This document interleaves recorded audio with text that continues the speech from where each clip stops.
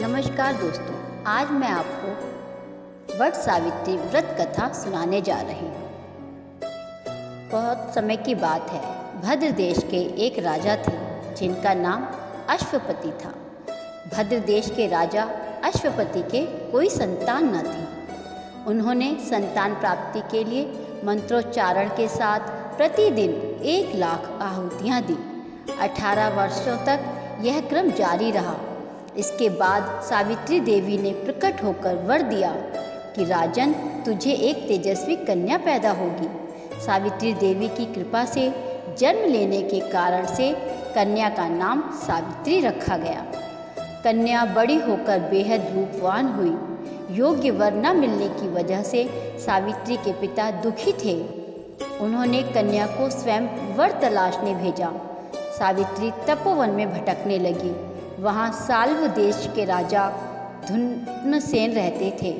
क्योंकि उनका राज्य किसी ने छीन लिया था, उनके पुत्र सत्यवान को देखकर सावित्री ने पति के रूप में उनका वरण किया।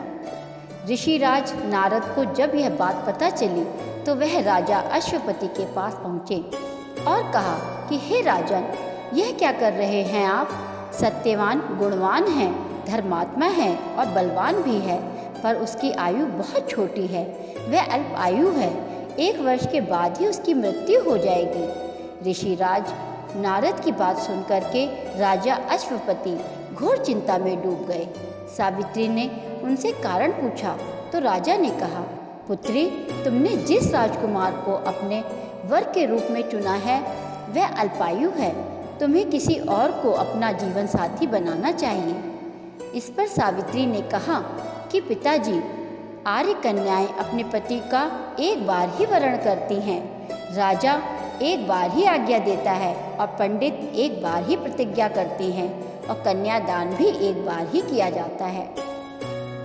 सावित्री हठ करने लगी और बोली, मैं सत्यवान से ही विवाह करूंगी। राजा अश्वपति ने सावित्री का विवाह सत्यवान से कर दिया। सावित्री अपने ससुराल पहुँचते ही सास ससुर की सेवा करने लगी। समय बीतता चला गया। नारद मुनि ने सावित्री को पहले ही सत्यवान की मृत्यु के दिन के बारे में बता दिया था। वह दिन जैसे जैसे करीब आने लगा, सावित्री अधीर होने लगी। उन्होंने 3 दिन पहले से ही उपवास शुरू कर दिया। नारद मुनि द्वारा कथित निश्चित तिथि पर पितरों का पूजन किया। हर दिन की तरह सत्यवान उस दिन भी लकड़ी काटने जंगल चले गए। साथ में सावित्री भी गई। जंगल में पहुंचकर सत्यवान लकड़ी काटने के लिए एक पेड़ पर चढ़ गए। तभी उसके सिर में तेज दर्द होने लगा। दर्द से व्याकुल सत्यवान पेड़ से नीचे उतर गए। सावित्री अपना भविष्य समझ गई। सत्यवान के सिर को गोद में रखकर सावित्री सत्यवान का सिर सहलाने लगी। तभी वहाँ यमराज आते दिखे। यमराज अपने साथ सत्यवान को ले जाने लगे। सावित्री भी उनके पीछे पीछे चल पड़ी। यमराज ने सावित्री को समझाने की कोशिश की, यही विधि का विधान है, लेकिन सावित्री नहीं मानी।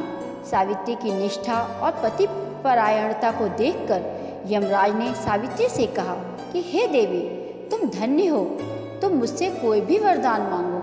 सावित्री ने कहा कि मेरे ससुर वनवासी और अंधे हैं, उन्हें आप दिव्य ज्योति प्रदान करें। यमराज ने कहा, ऐसा ही होगा, जाओ, अब लौट जाओ।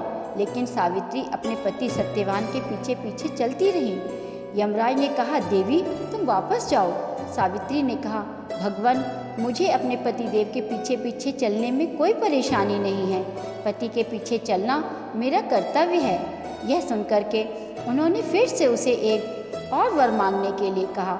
सावित्री बोली, हमारे सास ससुर का राज्य छिन गया है, उसे पुनः वापस दिला दें। यमराज ने सावित्री को यह भी वरदान दे दिया और कहा, अब तुम लौट जाओ। लेकिन सावित्री पीछे पीछे चलती रही। यमराज ने सावित्री को तीसरा वरदान मांगने को कहा। इस पर सावित्री ने 100 संतानों और सौभाग्य का वरदान मांगा। यमराज ने इसका वरदान भी सावित्री को दे दिया। सावित्री ने यमराज से कहा कि प्रभु, मैं एक पतिव्रता पत्नी हूँ और आपने मुझे पुत्रवती होने का आशीर्वाद दिया है। यह सुनकर यमराज को सत्यवान के प्राण छोड़ने पड़े। यमराज अंतर्ध्यान हो गए और सावित्री उसी वट के वृक्ष के पास आ गई जहाँ उसके पति का मृत शरीर पड़ा हुआ था। सत्यवान जीवंत हो गया और दोनों खुशी खुशी अपने राज्य की ओर चल पड़े। दोनों जब घर पहुँचे तो देखा कि माता पिता को दिव्य ज्योति प्राप्त हो गई है। इस प्रकार सावित्री सत्यवान चिरकाल तक राज्य सुख भोगते रहे। अतः पतिव्रता सावित्री के अनुरूप ही प्रथम अपने सास ससुर का उचित पूजन करने के साथ ही अन्य विधियों को प्रारंभ करें।